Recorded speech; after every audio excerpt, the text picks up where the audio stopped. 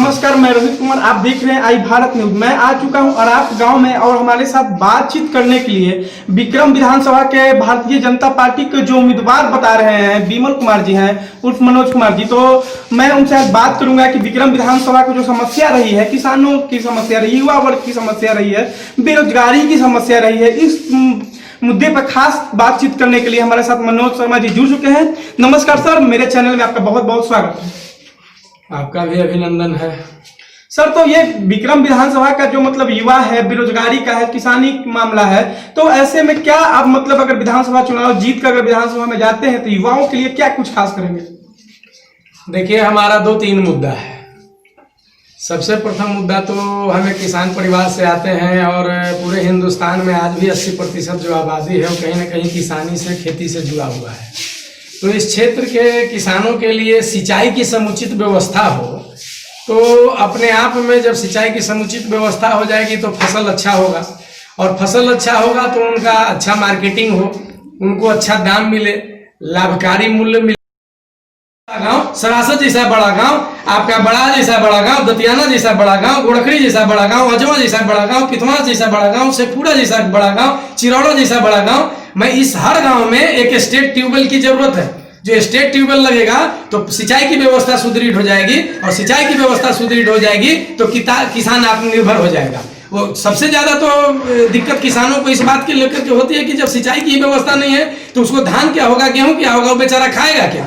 कैसे भी करके अपना बोरिंग करके किसी भी तरह करके बीज और क्या नाम है खाद लेकर के, कर्जा लेकर के करता है। तो विकास ऐसा होना चाहिए ना कि जो सबको लिए हो। तो आप विधानसभा जीत कर जाएंगे तो जो किसानी का जो समस्या बता रहे किसान का, वो आप मतलब कहाँ तक संभव करेंगे? मैं 100% इस क्षेत्र में करीब 100 गांव है विक्रम विधानसभा में, बड़ा बड़ा गांव, मैं 100 कम से कम स्टेट ट्यूबवेल लगाने का काम करूंगा, नाली बनवाने का काम करूंगा, उससे कि हर खेत को सिंचाई की सुविधा मिले। तो ऐसे में विक्रम विधानसभा, कुछ लोगों का कहना है कि विक्रम विधानसभा में चुनाव होगा वो किस एजेंडा पे होगा? पैसा के लेकर, कुछ लोग बोल रहे हैं कि पैसे पे मतलब यहाँ की जनता जो है बिक जाते हैं, तो कुछ लोग बोलते हैं कि हम विकास के मतलब पर्सनल समर्थक के हैं। तो ऐसे में क्या किस तरह से चुनाव होगा विक्रम विधानसभा? विक्रम विधानसभा में विकास के मुद्दे पर चुनाव होगा। जरा कैमरा घुमाइए, उधर दिखाइए लोगों को। ये इसमें से 100 लोग कम से कम है, इसमें से एक आदमी बता दें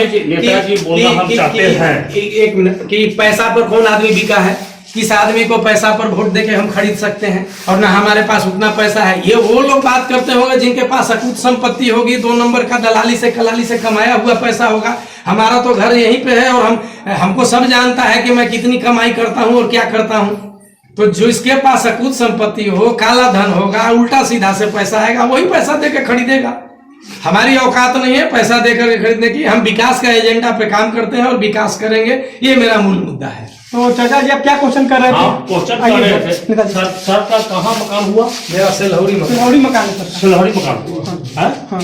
अगर आप लोग जीत के लोग जाते हैं, अभी नहर का स्थिति देख रहे हैं। प्रेम कुमार जी देखिए सिंचाई मंत्री थे, कभी दौरा किए ये रोड पर? एक भी इधर अराब को पूर्वी क्षेत्र में कहीं भी टणवा धान उपाया, अराब धान उपाया कि अगर दलित परिवार की हत्या हो जाती है तो एक नौकरी मिले, ये कहाँ तक संभव है? ये गलत बात है। मैं बियॉन्ड द पार्टी लेवल बात कर रहा हूँ कि ये भड़काऊ बयान है और ये असामाजिक संतोष फैलाने वाला बयान है।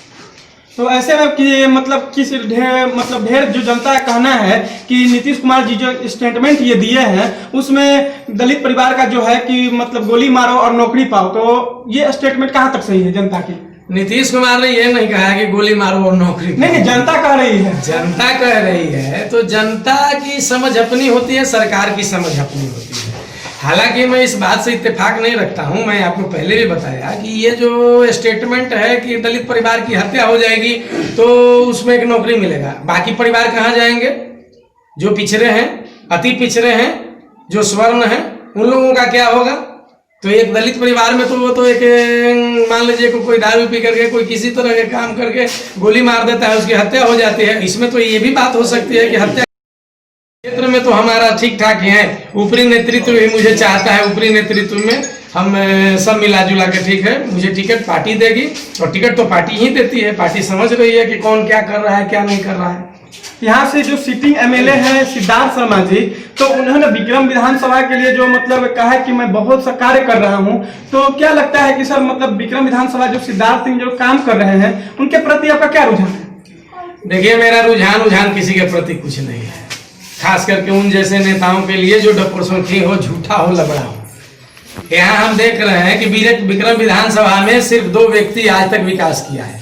एक व्यक्ति का नाम था, यही गुड़खरी के नेता थे, खदेरन सिंह जी, जिन्होंने पूरा नली गली रोड से लेके स्कूल और हजारों परिवार का रोजी रोटी का, शिक्षक में बहाली का व्यवस्था किए, तो उनका नाम स्वर्णिम अक्षरों में है। उनके बाद दूसरा व्यक्ति कोई विक्रम विधानसभा में हुआ तो वो कैलाशपति मिश्रा हुए, कि नौबतपुर से लेकर के पालीगंज तक का रेफरल हॉस्पिटल, जितना हो, ब्लॉक हो, थाना हो, बस स्टैंड हो, रोड हो, सब बनाया।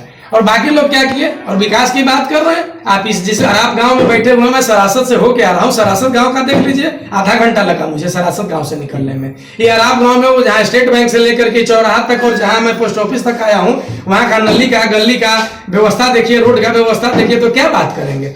और बात वो करते हैं हथिया कल चापाकल देने से विकास हो जाएगा। अब किसी के पर्सनल घर में हथिया का चापाकल दे दीजिएगा तो खाली पानी पी के 100% गलत है। तो ऐसे में हमारे एक जो है किसान का नेता चंद्रहारी शर्मा जी है, वो कहते हैं कि किसान गुलाम है, किसान को आजाद करो। तो ऐसी क्या समस्या है किसान के साथ जो किसान गुलाम है? कौन शर्मा बोले?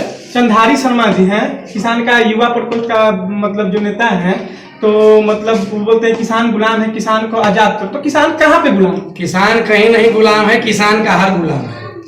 चाहे आजादी के बाद से अभी तक की जितनी पार्टियां हुई है, किसानों और मजदूरों का वोट लेकर के सरकार बनाई है। जिस दिन किसान के दिमाग में ये बात आ जाएगी कि मैं वोट नहीं दूंगा, सरकारें दिल्ली से लेकर पटना तक की हिल जाएगी।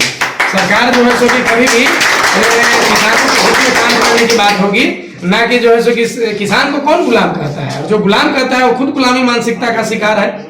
हम तो किसान परिवार से बिलोंग करते हैं और मुझे लगता है कि ये तमाम लोग, सारे लोग किसान परिवार से ही हैं।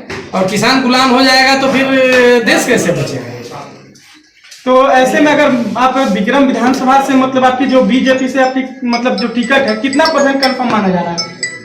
हम तो श्योर है कि टिकट हमको मिलेगा, इसलिए कि क्षेत्र में हमने बहुत सारा काम किया है सब लोगों के लिए। हमारी ताकत किसान ही है, हमारी ताकत युवा है, हमारी ताकत ये करना चाहता हूँ। रहा सवाल युवाओं के लिए, तो मैं तकरीबन 2-2.5 हजार युवाओं को जॉब निजी क्षेत्र में दे चुका हूं और मैं प्रयासरत हूं। आप लोगों को याद होगा कि आज के 7-8 साल पहले मैं नौबतपुर का एक बड़ी कोपा गांव है, तो बड़ी कोपा गांव में चीनी मिल लगाने का असफल प्रयास किया था। वहां जमीन भी 98 एकड़ बियाडा ने अलॉट किया था। तो हमारी स्पष्ट सोच थी कि वहां अगर चीनी मिल लग जाता है तो पूरे विक्रम विधानसभा में जैसे बिहटा में चीनी मिल था, तो गन्ने की खेती करके यहाँ के किसान जो सुखपूर्वक सुखी जिंदगी जी रहे थे, वो सुखी पूर्वक जिंदगी जीने के लिए हम एक प्रयास किए थे जो असफल हो गया। अभी मैं एक जगह पे उधर विक्रम क्षेत्र में ही जमीन का मुआयना कर रहा हूँ और एक ऑटोमोबाइल कंपनी लाने का प्रयास, भरसक प्रयास कर रहा हूँ, जिससे हमारे क्षेत्र के युवाओं को और जो बेरोजगार नौजवान हैं उनको कम से कम हजारों लोगों को नौकरी मिल सके और उनका जीवन स्तर ऊंचा हो सके। ये मेरा प्रयास रहता है। तो ऐसे में अगर भारतीय जनता पार्टी